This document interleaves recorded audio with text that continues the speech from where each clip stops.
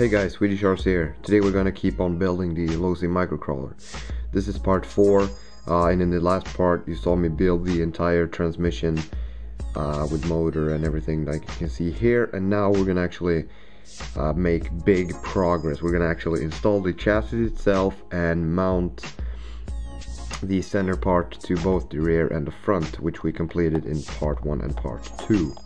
So what I'm going to start out with now is basically to mount these side plates, which is the chassis itself.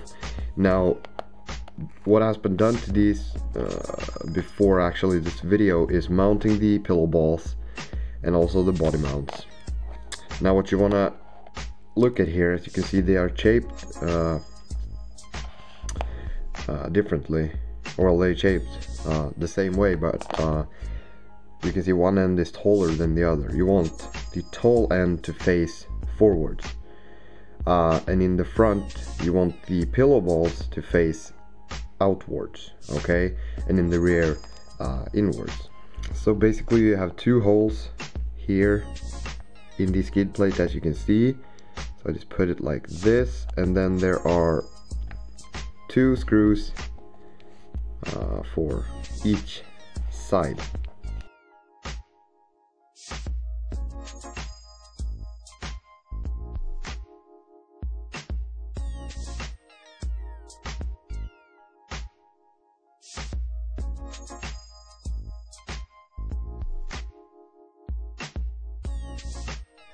So now with the side plates on, I'm going to mount the front end onto the chassis itself and the center. So basically here we have the front. What I have done to it is that I have mounted the linkages. You want these to be, if you want a stock wheelbase, you want these linkages to be 3.7 centimeters. But you know, I'm gonna start out with that and maybe lengthening them later on. But you know, this should be a good starting position. So now what I'm gonna do is simply just to mount the linkages onto the pillow balls and also put the axle into place.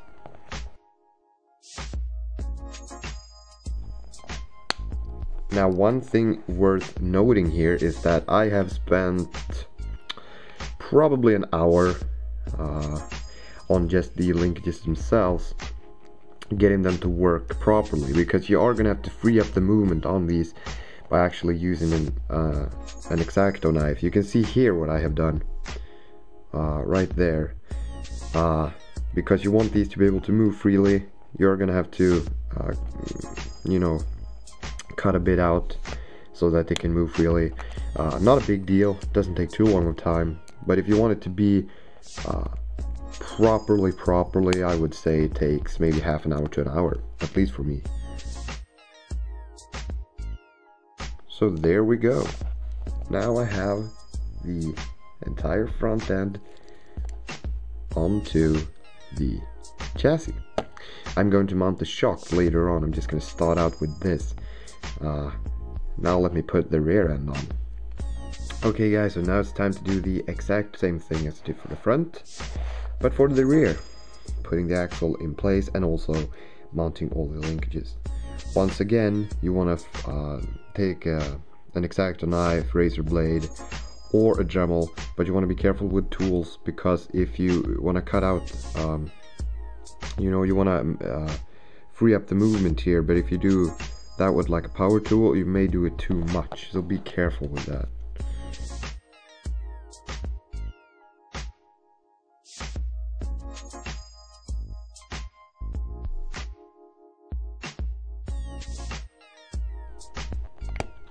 There we go. No, yeah. Okay, there we go. As you can see, after actually putting or cutting out the linkages a bit, which will free up the movement, you can see I actually have quite a bit of articulation, which will mean that this is actually going to be able to crawl pretty well. Now what I'm going to do is I'm going to mount the shocks in place. What you want to remember now is that basically in the rear The chocks are gonna mount on the outside of the chassis plate. In the front, it's gonna be in the back, like this, because you can see the linkages in the front. They are way more apart, and there's a lot more room there than here, so that's pretty basic. You will find that out yourself if you decide to get one of these.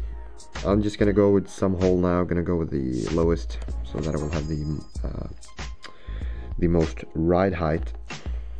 Okay guys, shocks are in place. They were quite a bitch to put in, so I did that off camera.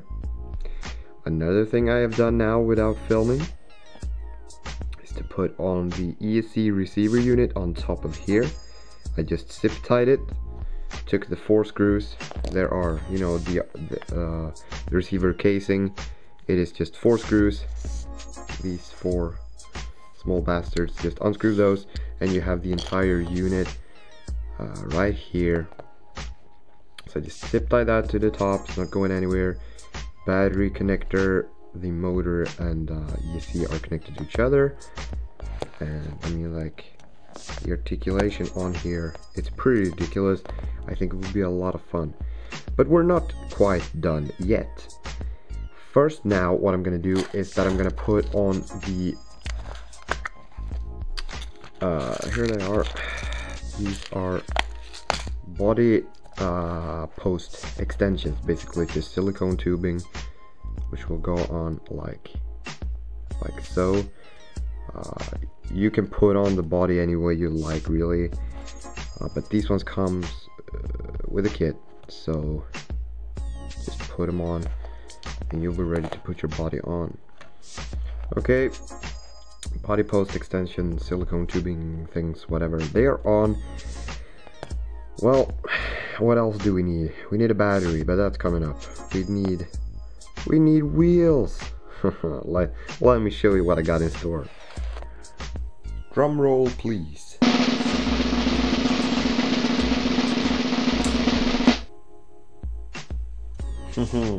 Here it is, guys. Let me get some better lighting. There we go. Well, how cool is this? Let me get some better lighting for you. Cow RC body, Vertex aluminum beadlock wheels, standard Losi Micro tires. Wow. Underneath the body, we got the zip-tied Esc unit and everything else that you have been following me on, and my progress on, so it shouldn't really be too much of a surprise. But I'm guessing you're pretty excited to see running videos of this. It is coming up, believe me. This thing is gonna be sweet. So yeah, make sure to stick around for that. Thanks for watching. Please subscribe.